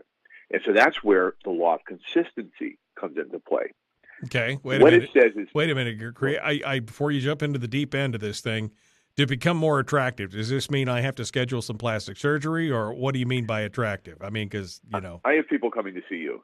Yes. They're on their way. It's a long way. They're here to help, Michael. It's going to be a long road to hoe, that's for sure. What do you mean by attractive before we get into the consistency part of it? Education. Read. Add value. You have to become attractive. Let's say, for example, that you show up to work today with all you have to do is have a different attitude. If you show up, for example, Jim Rohn used to say, look, this was back in the early 80s, so you have to forgive the monetary compensation piece of it. So he said, you show up to McDonald's, they'll pay you $5 an hour. You whistle, they'll pay you $5.50. If you whistle while you work, you simply can add value by becoming a more attractive person in your attitude. That's one thing. Just you could change that right now. You don't have to do anything other than change your attitude. Show up with an attitude of adding value to the workplace, to the marketplace, to your customers, to your associates, to your peers, your teachers, your students, whatever it is you do, you simply can change your attitude right now and say, I am here to serve, and I'm going to go deeper with this service today than I've ever gone before. That's easy. Another way is to read books. Read, educate, take classes, become more attractive by elevating your own station. And that you're about the only person that can. I just read an article by a guy, incredibly famous person. I mean, in his field of mergers and acquisitions, right? Famous. What? His name is Price Pritchett. And his specialty since 1975 has been helping large companies integrate and merge. He's made millions and millions of dollars. He wrote a simple little pamphlet called U Squared. It's changed millions of people's lives over the last 30 years that they've read this 30-page pamphlet, U Squared. I highly recommend it. My point of bringing him up is he said, he quoted Joan Didion, who's a novelist, that the only way to win is if you're at the table. And he said, look, I'll share this with you. This is just in his most recent newsletter. He's a songwriter. He's written many, many songs. He's got songs that he knows if Tim McGraw would get his hands on it, would make a #1 country hit. He's written pop songs. And guess where they live? In a drawer in his office. And nobody outside of his family really even knows that this is a passion of his. So he's not able to attract, with those in the drawer, he's not able to attract any attention to them or what he says he really wants, which is to have one of these songs. He just wants to hear it on the radio one time. He just wants to hear it in the soundtrack of a movie one time. He's never going to track that as long as they sit in the drawer. Now that he has spoken it into the world, he's become attractive to a point where somebody may forward that newsletter to somebody in Nashville who might look at that and go, this could be interesting. Or it might give him the courage to simply put them out there into the world and attract to him what it is that he wants, which is to hear one of these songs performed by a famous artist that he likes. So in other words, if you just take that simple thing about songwriting, he's not going to attract anybody to him with them in the drawer. So what is it in your drawer of your life that you say you want or think you want, but you're not willing to put it on the table? And if you're not at the table, you're not going to win. You're not going to attract to you the hand you wish to be dealt. Okay. So we're making ourselves more attractive, and now we're going to apply the law of consistency to that.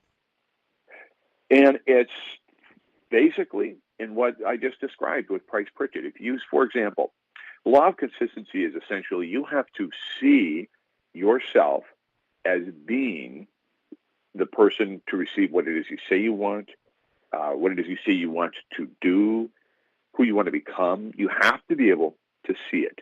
So within as without, you've got to be consistent in your thoughts that you visualize. The visual images in your mind must be consistent with what you say you want, your stated goals, your objectives. You can go through all the goal setting workshops you want. You can have them written down in the format of the latest guru of goal setting.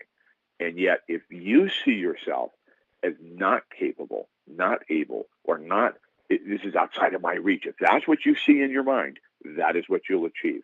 If you see yourself as poor, so you shall remain, even though you say, this year I'm going to double my income.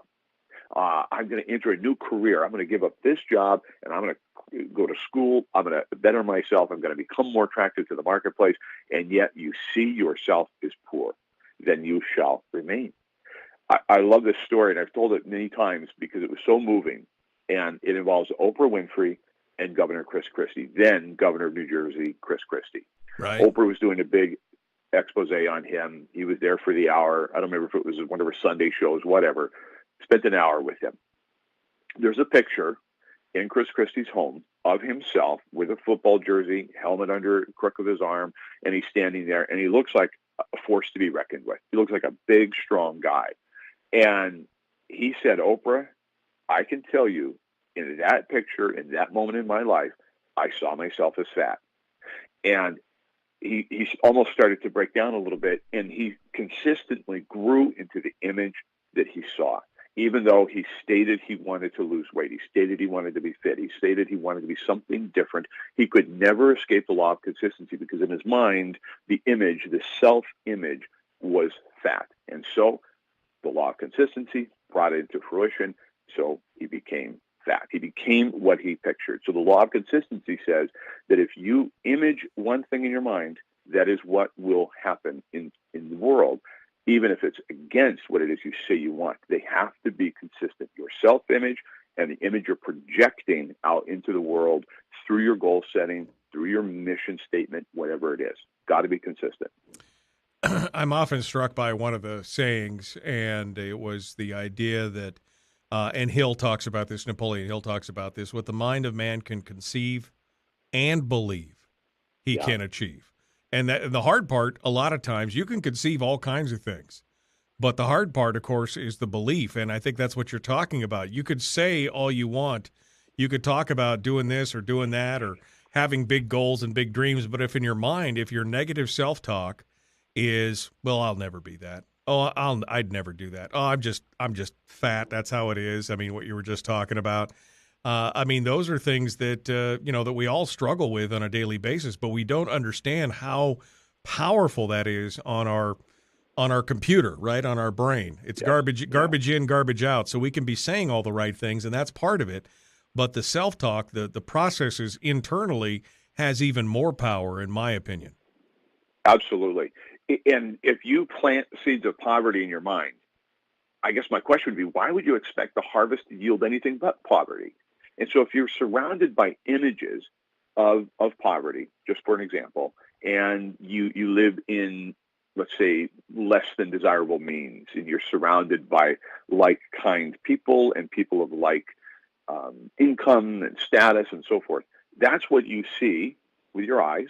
It's imprinted on your subconscious mind, and that's what you bring about. Unless you interrupt that and you plant a new seed, which to your point, Michael, you must believe it. So you have to visualize it. Even if at first it takes a lot of work, and you have to use the power of visualization in a very quiet setting. You have to quiet your mind and really convince yourself and do a number on yourself and plant those images in your mind. And if you need to support it with outside visuals, then that's where a vision board can come in very handy, because it reinforces what you're trying to impress upon your subconscious mind. And the lenses, the camera, if you will, or your eyes, takes those images in and will support what's going on in your subconscious mind if you force it. It's not going to be forced upon you. Very rarely does success interrupt you sitting where you are. You've got to be working towards it. You have to be able to take over the random thoughts that are flying through our mind at any given time, and like a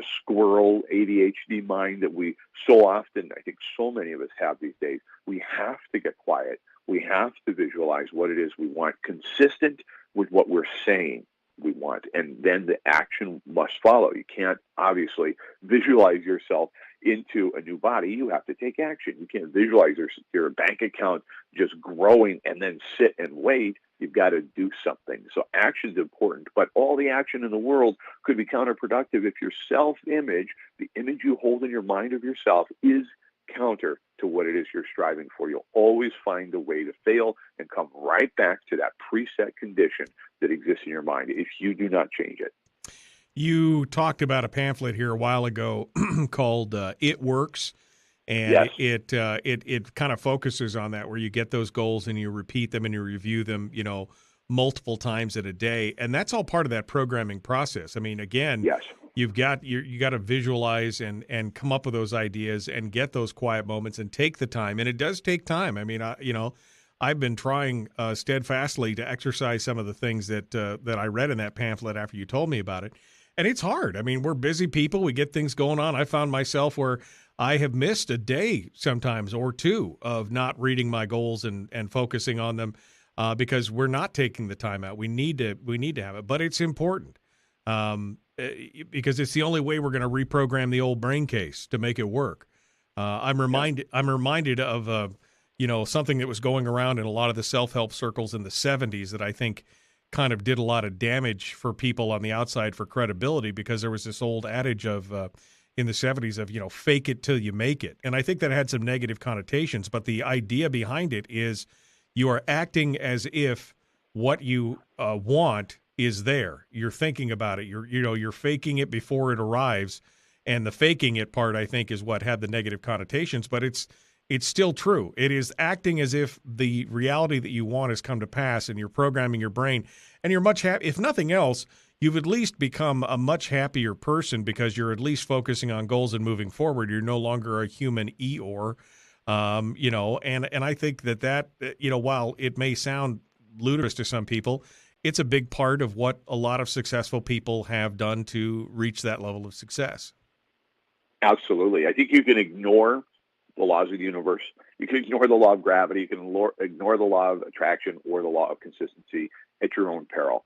That's it. If you wish to do something, maybe you're already there. You could be listening to this and going, what are these two blowhards talking about? I have everything I want. I am who I want to be. There's nothing I want to change. In which case, I say congratulations. I can't wait to read your book.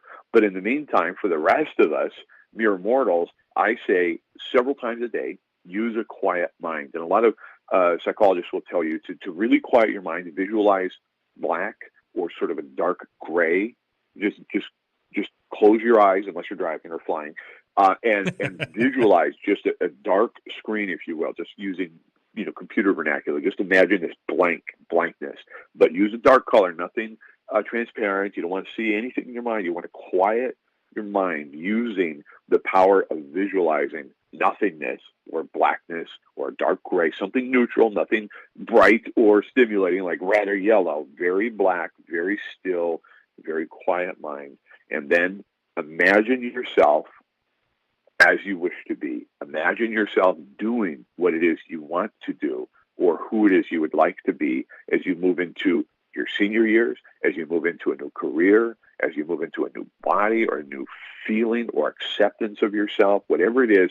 And make sure that in that quiet space, what you're visualizing aligns with what you say and what it is you wish to do, become, have, where you want to go.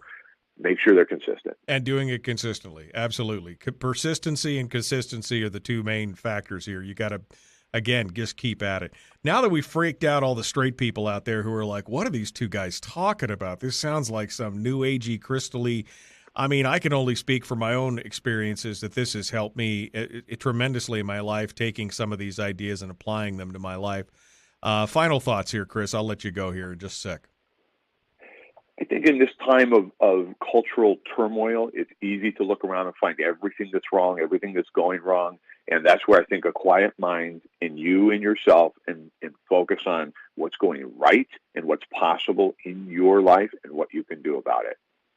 Yeah, I think it's 100% true. And, of course, you can read some of these good things in the works that Chris has written, including, of course, The Backyard Millionaire, also Born to Live. You can find his books on Amazon. Some of them are on Audible as well.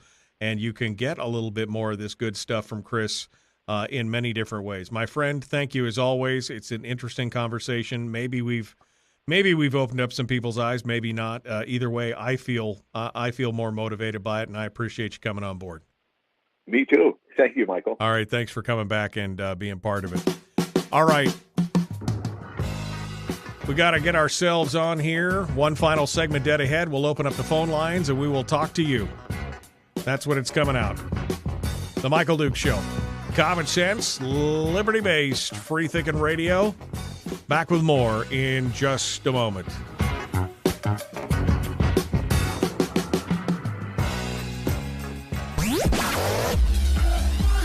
Our light, our guide, and our trusted friend. Michael Duke Show.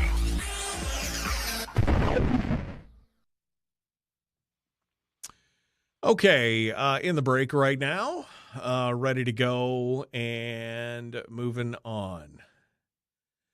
Granny says, my goal is heaven. As long as I get there, everything else is relative. That's true. I mean, that's a good goal. I mean, I read the book. I know we win in the end, so that's all good. Making the most out of my life is also top of my priority list, making the most of what the good Lord has given me. Randy says, in the movie Somewhere in Time, Christopher Reeves imagined that he was back in 1912. He was able to achieve it until a penny's worth of thought messed him. It's funny that you mentioned that. I just came across that movie the other day on one of the streams, and I was like, holy cow, it's been so long since I watched that movie. That's an amazing movie. Christopher Reeve and Dr. Quinn, medicine woman. What the heck was her name? British gal. Just totally lost what her name was. But it's an amazing movie. It really is. It's a great film. Somewhere in Time. It was Jane. Oh man. My brain just dropped it out there. Anyway, great movie. Somewhere in Time. Christopher Reeve. Going backwards. Psalm 91. Everybody's talking about the chicken factory that burned down. Apparently, Jane Seymour. Thank you. Jane Seymour. Chicken factory that burned down. Apparently, another 200,000 chickens dead. David says, I've read that there's been at least 16 fires and explosions to food infrastructure since the new year. I mean, I've been hearing more and more about different plants and processing plants getting broken down, burning, exploding. Does make you wonder what's going on.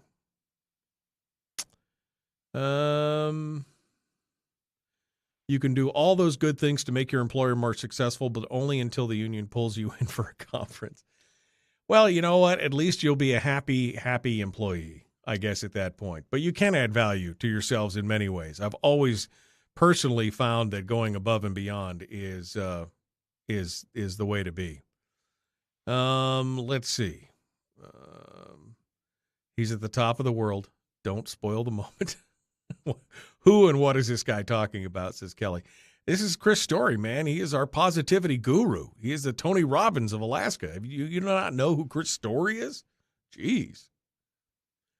I can't see how people are getting by with inflation, with wages the way they are. People are priced out of the cost of living to pay their way through society.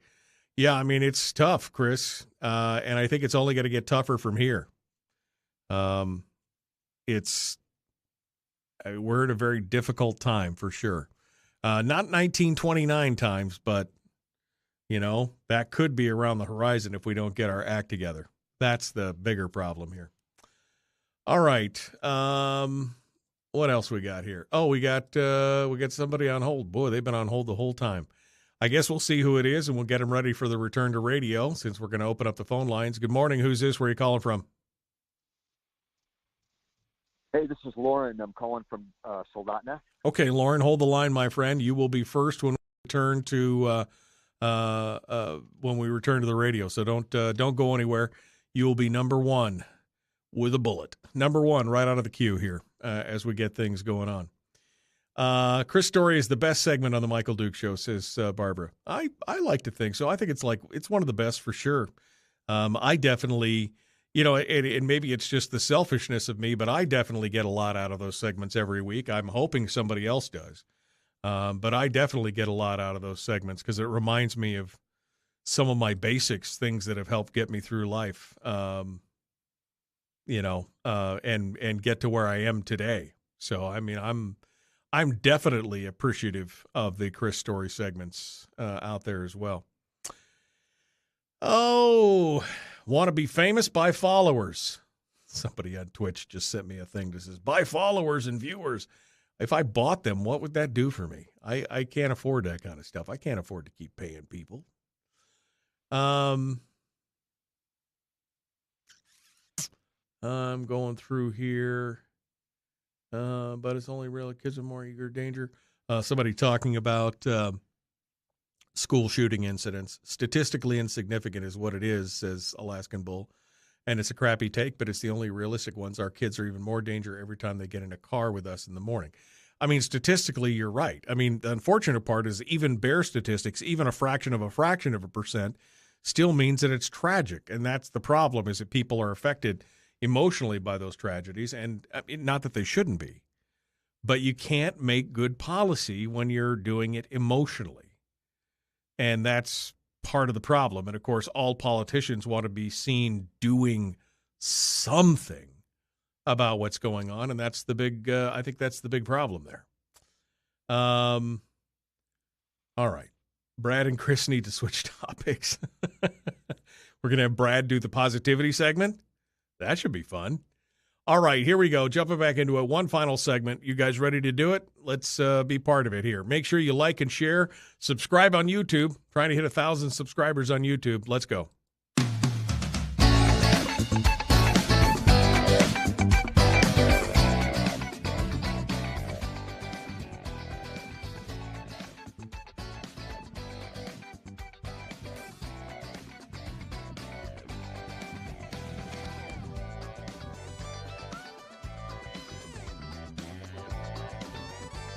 All right, welcome back to the program.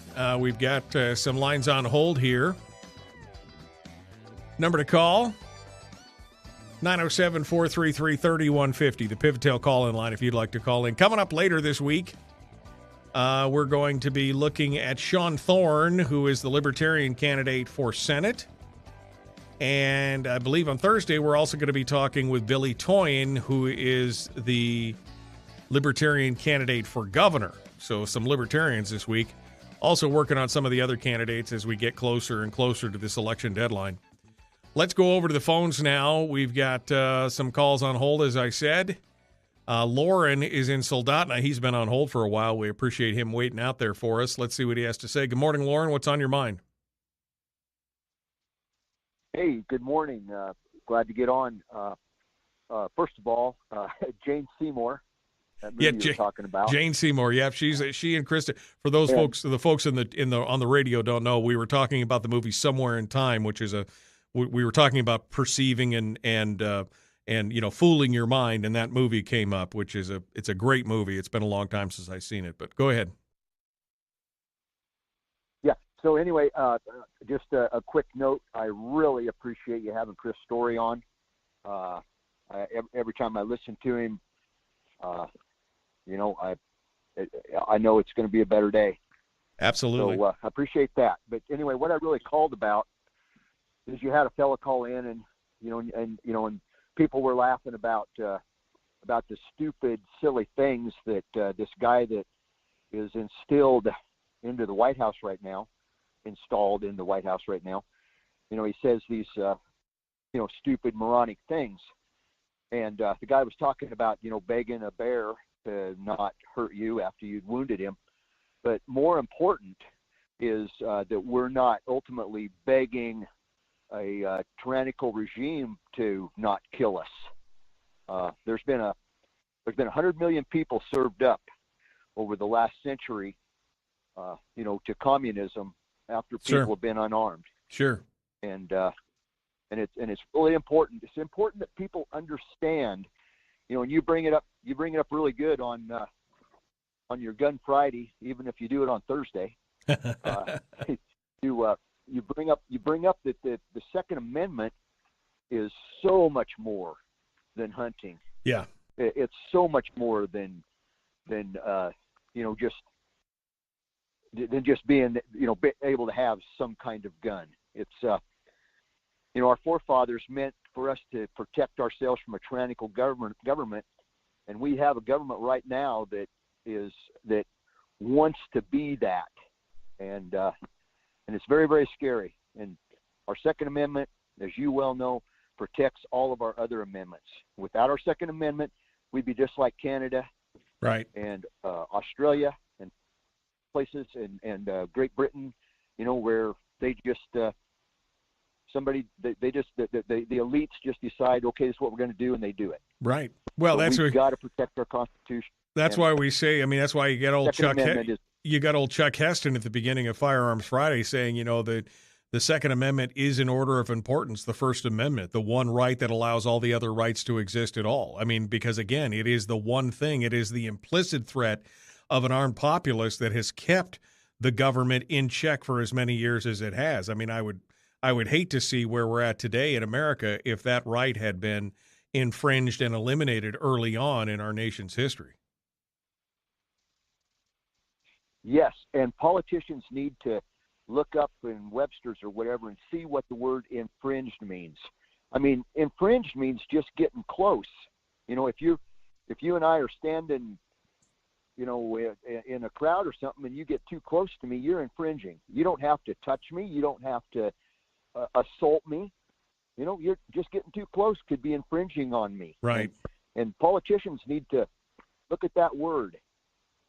Yeah, no, I would agree. I mean, there's been plenty of infringements as far as I'm concerned. There's been plenty of infringements on that right and many others over the years in the federal government. But again, this is the frog in the pot. I mean, it's been a slow, steady boil that's been raised up, and this is where we're at today. I mean, the water's on the verge of boiling, and we're sitting in it going, this feels a little warm, but we didn't see it coming. That's because it came up so slowly and so incrementally over the years.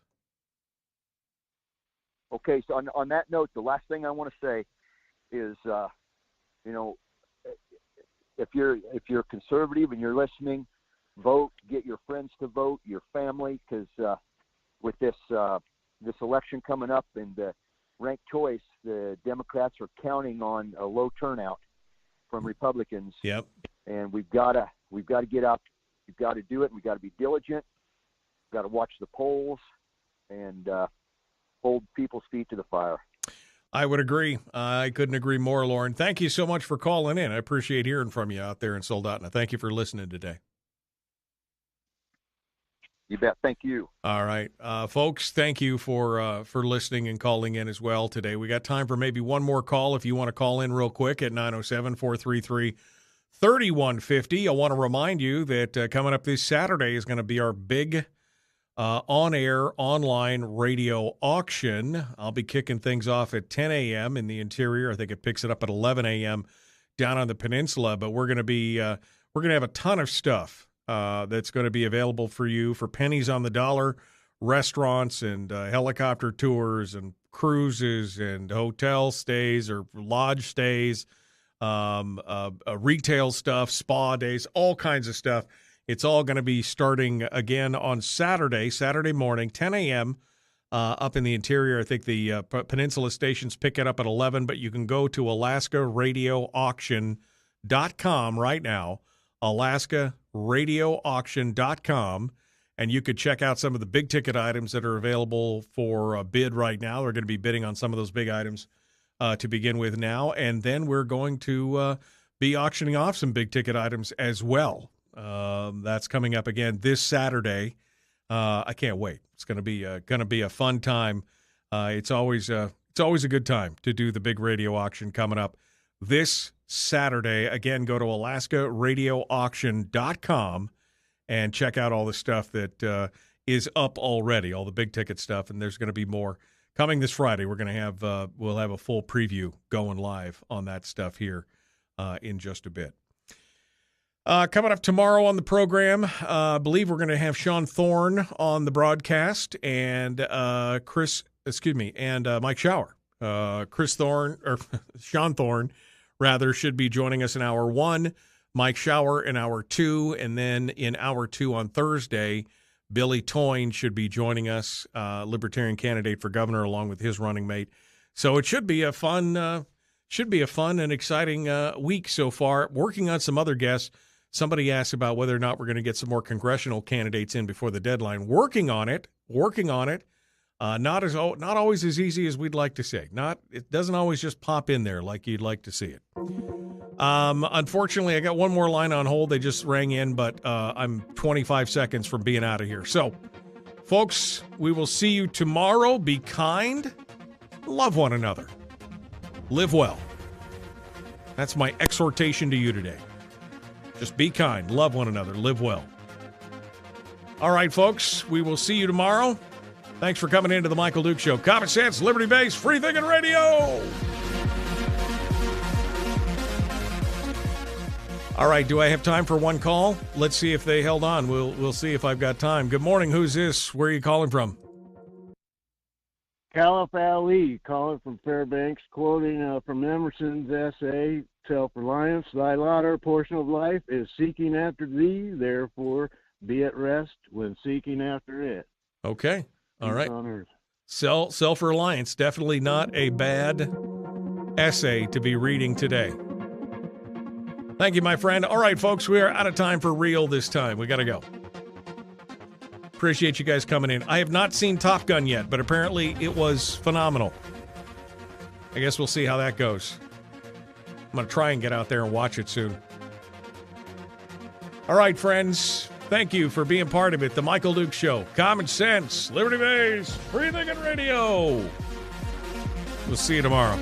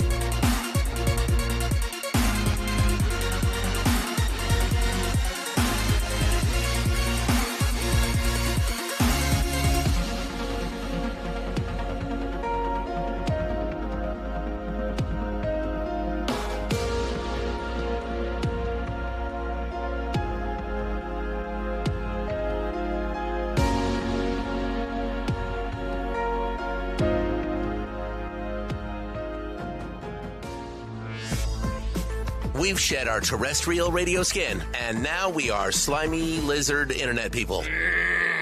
It's the Michael Duke Show.